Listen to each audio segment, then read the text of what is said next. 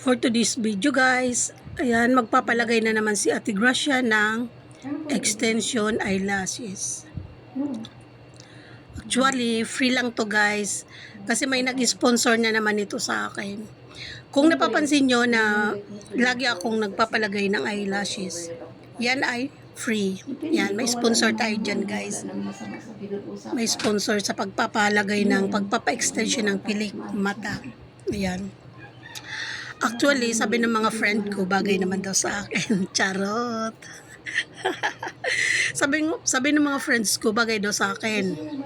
Sabi naman ng asawa ko, hindi daw. O, di ba? Minsan yung mga asawa, hindi supportive sa mga ganyan eh. Hindi daw sa akin bagay yung pilik mata. Yan. Pero mga friends ko, ayan, nagpapalagay na rin sila. Yun nga lang, ang nilalagay nila guys, yung hindi na ganyan na pa isa-isa, yung na lang, yung for occasional na lang na pilik mata, yung dinidikit. Pero ayoko na gumamit nun guys, yung dinidikit na lang. Kasi one time, may nakakita ako na ganyan, isa na lang yung may pilik mata. Yung isa, wala na, kasi natanggal na, hindi niya napansin. Ayan. Medyo awkward, diba? Okay na yung ganito guys, oh. Diba? Bonggang-bongga ang Ate Gracia. Umaba ang pilik mata ng libre.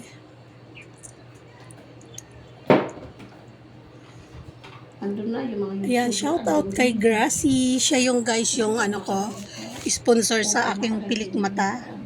YouTube. Parang lahat may earnings.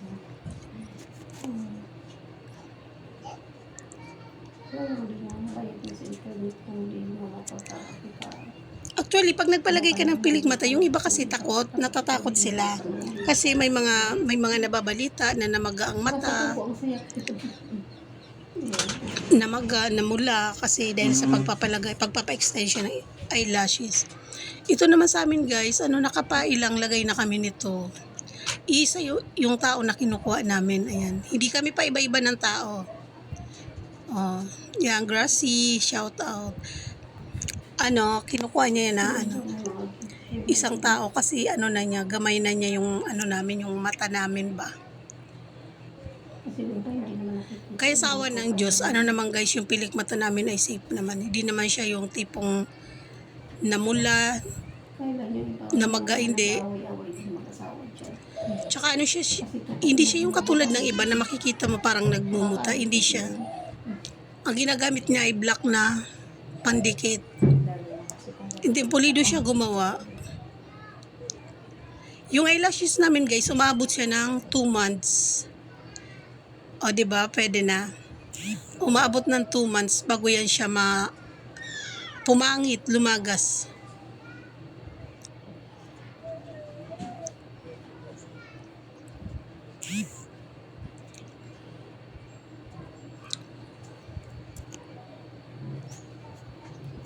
Siyempre guys, i-shoutout din natin si Joanne Mendoza. Siya guys ang sponsor ng aking mga Donya dress. Ayan guys, kung mapapansin nyo sa aking mga live sa Pupo. Ayan guys, lagi akong naka-Donya dress. Kasi yan yung everyday kong sinusuot. Actually, guys, inisponsoran niya ako ng 7 Donya dress, ayan. Pang 1 week ko daw. Pang 1 week ko daw, ayan. Natutuwa siya na nakikita niya na suot-suot ko. Actually, napakasarap sa balat. Hindi siya mainit, maganda siya sa pakiramdam, guys. Ayan, yan yung sponsor niya sa akin. 7 na Donya dress. O, diba? Ang ganda. Napaka-presko talaga guys. Usapang sponsor guys. Ayan, meron na naman tayong naipon dito na 2 sakong damit guys. 2 sako. Actually, sinasako ko kasi siya para hindi siya makalat. Ayan, may 2 sako na naman tayo guys na damit sponsor by Gracie. Ayan guys, ipapamigay na naman natin yun sa Cavite. Ayan. Dapat yun yung binablog mo yan. Tutorial ka. ano naman yung guys, libre, free. Nag-antay lang ako guys na ipapartner ko doon bukod sa mga damit na ipapamigay ko. Sponsor by Gracie. Nag-iisip ako kung ano yung pwede pang ipamigay. Kasi marami kami dito mga sapatos. Ayan, ang dami ko dito sapatos guys, mga sandals na hindi na ginagamit ng aking mga junakis.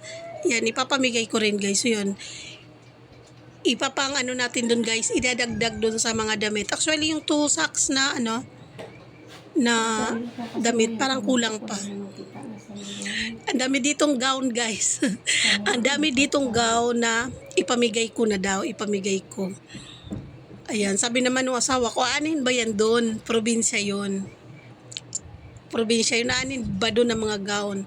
Sabi ko naman sa kanya guys, ano, yung mga kabataan nag-GGS prom yan.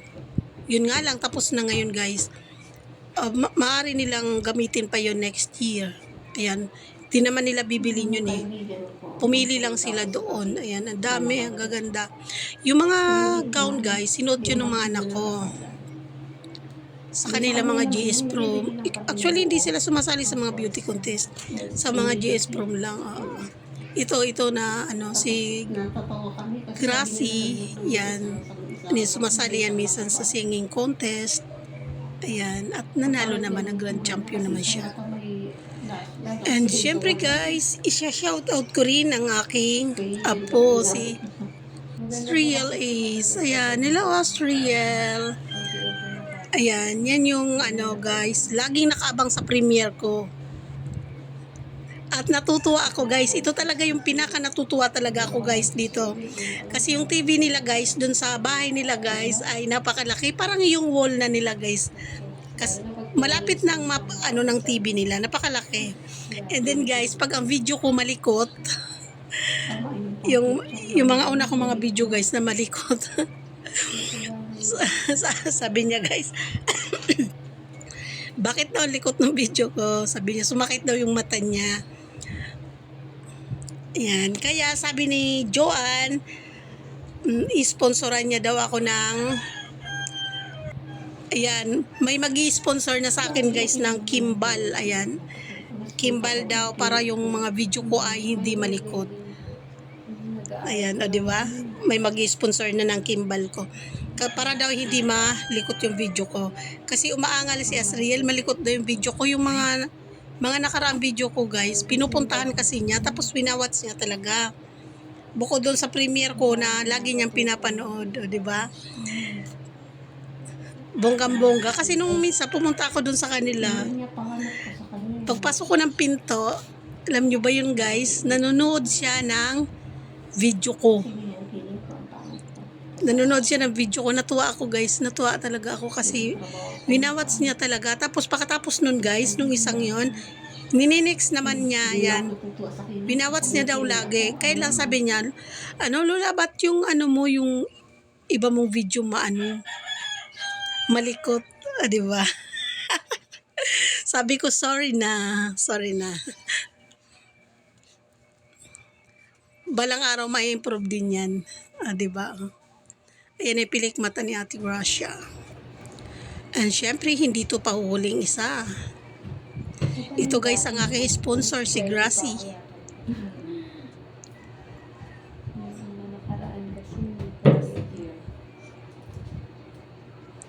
Pag nagpapilik mata siya guys, lagi akong kasama.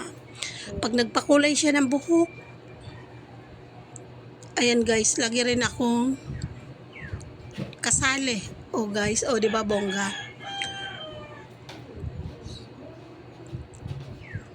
Pag nagpariban siya, gusto niya magpariban din ako.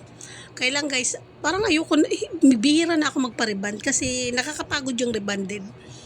Ang daming pag-iingat. Ako naman guys, pag nasa bahay, di ba, bilang isang nanay, pag nasa bahay ka, itatali mo lang yung buhok mo, pulupulupot mo lang yan dyan, di ba, pagising natin, suklay ng konti, tapos ipupulupot natin yung buhok mo, sabay sipit, o ganun lang. Kaya hindi ko masyado sinasabayan yung ano niya, yung pag i-sponsor niya sa pagpapariband. Okay na lang yung kulay, ayan, kulay tsaka pilik mata. Ayan. Sabi niya guys, next daw, Ang i-sponsor niya naman daw sa akin ay Kilay. O, di ba, bongga? Ilay mo na nga to para mamaya bawas may oras. Ah, Ano ba, no? Hawakan ko yan. hindi ganyan lang. Tatapat ko lang. Live mo lang. Basta nakapit. Yan, hinahanapan pa ng pwesto yung, guys, yung cellphone. Against the light. Ring light ba natin yan? Para kami ay makapag-video. Na ano yun? Balipod-balipod. Bakit parang andin na sa cellphone ko? Talaga na din mo ako. Ay, wala na pala pwede. Ano, kahit naman madilim. Napakasarap, guys, sa pakiramdam yung may mga ganito kang anak. Parang buo na yun. Na, sa kanilang pag-angat, gusto nila kasabay ka. Pwede.